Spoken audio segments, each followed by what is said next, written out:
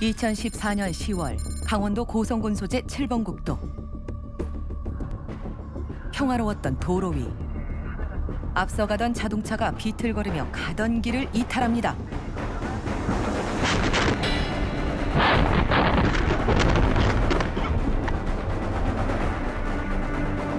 도로는 순식간에 아수라장으로 변했고 한 명의 사망자까지 발생합니다. 한적한 국도에서 일어난 끔찍한 교통사고. 원인은 무엇일까요? 교각이었을까요? 아니면 뒷차의 충돌이 원인이었을까요? 소중한 한 생명을 죽음으로 몰고 간 진실은 무엇일까요? 사건 속으로 들어가 봅니다.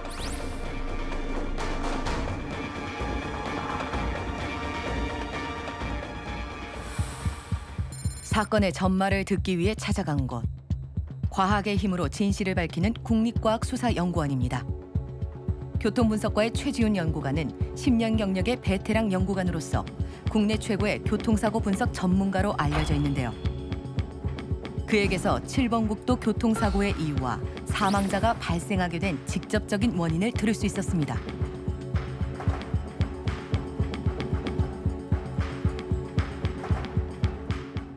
그 6명이 그 스타렉스 차량을 점심을 드시고 동호인끼리 이렇게 타고 가시다가 졸음운전을 하셨나 보더라고요. 그래서 졸음운전을 하시다가 다리에 교각을 충돌을 했거든요. 근데 거기만 충격된 게 아니라 뒤따라오던 산타페 차량이 그 차량을 또 충돌을 해가지고 그 안에 스타렉스 차량에 탑승하시고 있던 한 분이 차량 밖으로 이탈돼서 사망을 하신 사고입니다. 결국 그 피해자분이 결국 교각의 충돌로 사망을 하셨는지 아니면 뒤따라오던 산타페 차량의 충격량에 의해서 사망을 하셨는지 그 선후 관계, 어떤 충격량이 돌아가신 분의 큰 충격량이 입었는지 저희가 그거를 판단해달라고 경찰분이 의뢰를 하셨습니다. 졸음운전으로 보호난간을 들이받은 1차 충돌. 뒤따라오던 차량과의 2차 충돌. 피해자는 어떤 충격으로 사망에까지 이르게 된 것일까요? 사고 발생 시간이 1시 25분입니다. 점심 먹고 이제 졸음운전이 졸리지 않습니까? 그런 상태에서 사고가 나신 것 같아요. 일단 1차적으로 이제 교각을 충돌을 했고요. 그다음에 2차 충격으로 이제 산타페 차량이 이제 충돌을 했고요. 근데 저희한테 이제 의뢰가 된 게 이 피해자분이 어디 타고 계셨냐면 그 뒷좌석, 우측 뒷좌석에 타고 계셨거든요. 이분이 차량에서 이탈이 됩니다. 근데 경찰이 제시한 그 시체 검안서를 보니까요. 가슴에 강한 충격력 때문에 사망을 하셨다고 그게 기입이 돼 있더라고요. 그래서 사고 현장에 가보니까 뭐 1차 충격한 교각이 이렇게 원래 여기 세워져 있어야 되는데 이렇게 벗어나져 있고요. 충격력 때문에 뭐 타이어 흔적 이외에는 뭐 특별한 흔적이 없었습니다.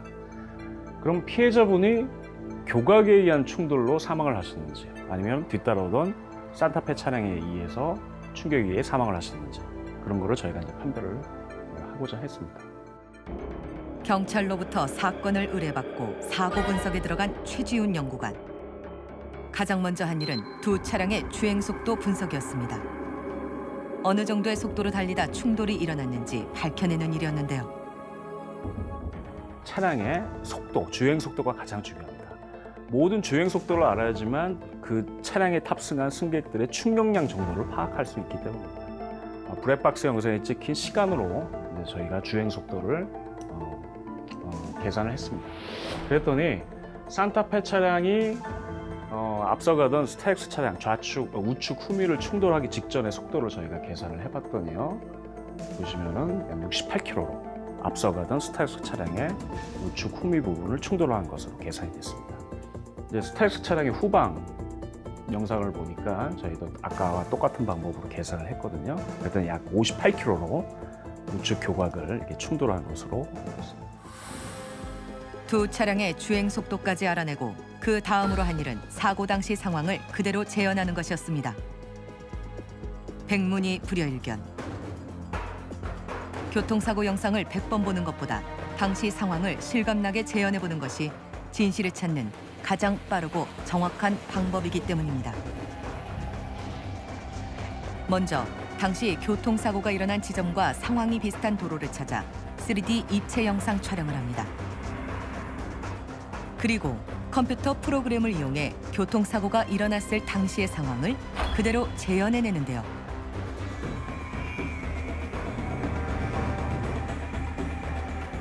이때 사용된 프로그램이 피시크래시와 마디모입니다. 교통사고의 프로그램이 두 가지가 저희가 보유하고 있습니다. 하나는 이제 차 대 차 충돌만 해석을 하는 피시크래시라는 프로그램이 하나 있고요. 그다음에 그 인체 동적 거동이라든지 인체가 얼마나 상해를 입었는지 판별할 수 있는 마디모 프로그램 두 가지가 있습니다. 이 두 프로그램을 이용해서 이번 사고를 어떻게 해석을 할 것인지 저희가 이제 검토하게 됐습니다. 다시 정리해보면 피시크래시는 교통사고 당시 차량의 속도, 가속도, 변형 모습 등을 바탕으로 사고 상황을 그대로 재현하는 프로그램입니다. 마디모는 교통사고 당시 차량 내부 탑승자의 움직임과 부상 정도 등을 분석하는 프로그램인데요.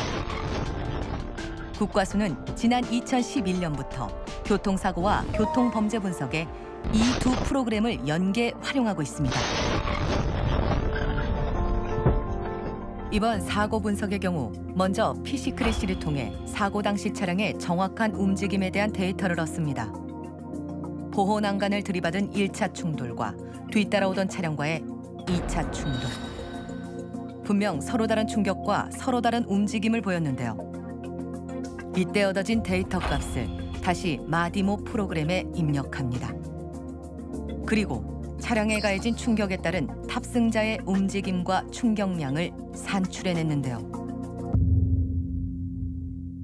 그래서 결국 그 가슴 부분 때문에 이제 사망을 하셨는데, 그럼 1차 교각에 의해서 가슴 부분이 충돌되고 아까 보셨던 것처럼, 하지만 산타페 차량이 뒤에서 받았을 때는 가슴 부분이 차량 실내에 어떤 구조물과 충격되는 그런 상황이 확인되지가 않았습니다.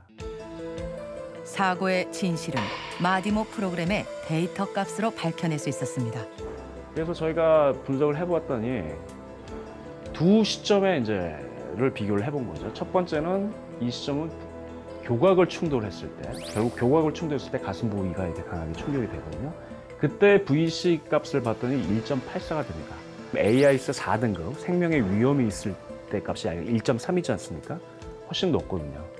하지만 산타페 차량이 충격할 때 이 피해자분이 그 가슴 부분에 받는 충격량 정도는 VC 값은 결국 0.25 미만의 정도이기 때문에 본 사고에서는 어떻게 저희가 결론을 내줬냐면은 피해자 흉부 부분에 심각한 부상을 입을 가능성이 있는 충격력은 교각을 충돌했을 때 가장 컸을 것이다.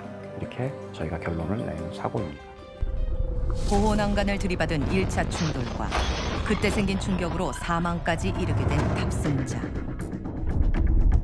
그렇게 7번 국도 교통사고의 전말은 드러나게 되었고 2차 충돌 차량 운전자의 무죄도 밝혀낼 수 있었습니다.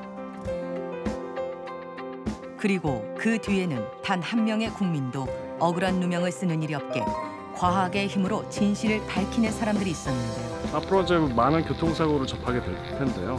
이제 제일 중요한 게 있는 거겠죠. 제 나름대로는 그 어떤 피해자나 가해자나 그런 억울함이 없도록 하는 게 제일 우선인 것 같고요.